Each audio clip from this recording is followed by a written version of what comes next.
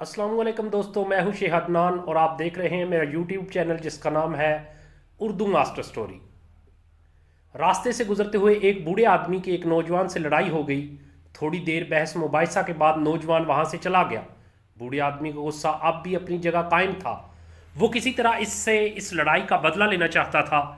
جسمانی طور پر کمزور ہونے کی وجہ سے وہ نوجوان سے مار پیٹ تو نہیں کر سکتا تھا، لیکن اس نے اس کا ایک اور حل نکالا۔ بوڑھے نے نوجوان کے بارے میں افواہ پھیلانا شروع کر دی کہ وہ چور ہے۔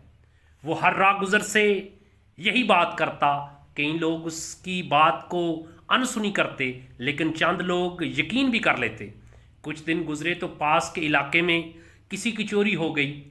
لوگوں کے دلوں میں بوڑھے نے پہلے ہی نوجوان کے خلاف شک ڈال دیا تھا۔ چوری کے الزام میں نوجوان کو پکڑ لیا گیا، لیکن چند ہی دنوں میں اصل چور کا پتہ لگنے پر اس کو رہائی مل گئی۔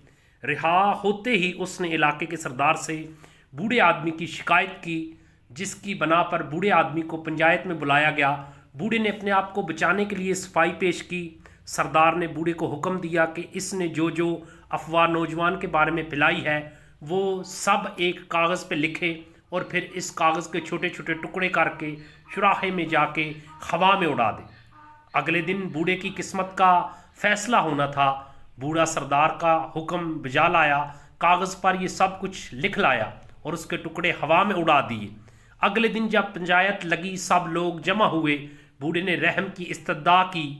سردار نے کہا کہ اگر وہ سزا سے بچنا چاہتا ہے تو کاغذ کے وہ سارے ٹکڑے جمع کر کے لائے جو کل اس نے ہوا میں اڑا دیے تھے۔ بوڑھا پریشان ہو کر بولا کہ یہ تو ناممکن سی بات ہے۔ سردار نے جواب دیا، کیا تم نے نوجوان کے بارے میں اسی طرح ہوا میں افواہ پھیلائی؟ تم خود بھی اندازہ نہیں کر سکتے کہ یہ کیسے تم نے کیا۔ تمہاری یہ افواہ کہاں سے کہاں تک پہنچ گئی۔ اگر تم کاغذ کے ٹکڑے واپس نہیں لا سکتے تو وہ افواہ کیسے واپس لاؤ گے جس کی وجہ سے نوجوان بدنام ہوا؟ بوڑھے نے ندامت سے سر جھکا لیا۔ کئی بار ہم بنا تصدیق کیے لوگوں کے بارے میں افواہیں پھیلانا شروع کر دیتے ہیں۔ ہماری بنا سوچے سمجھے کی گئی چھوٹی سی بات کسی اور کی زندگی پر کتنا اثر انداز ہو سکتی ہے، اس کا شاید ہمیں اندازہ بھی نہیں۔ اس لیے منہ کھولنے سے پہلے تصدیق بہت ضروری ہے۔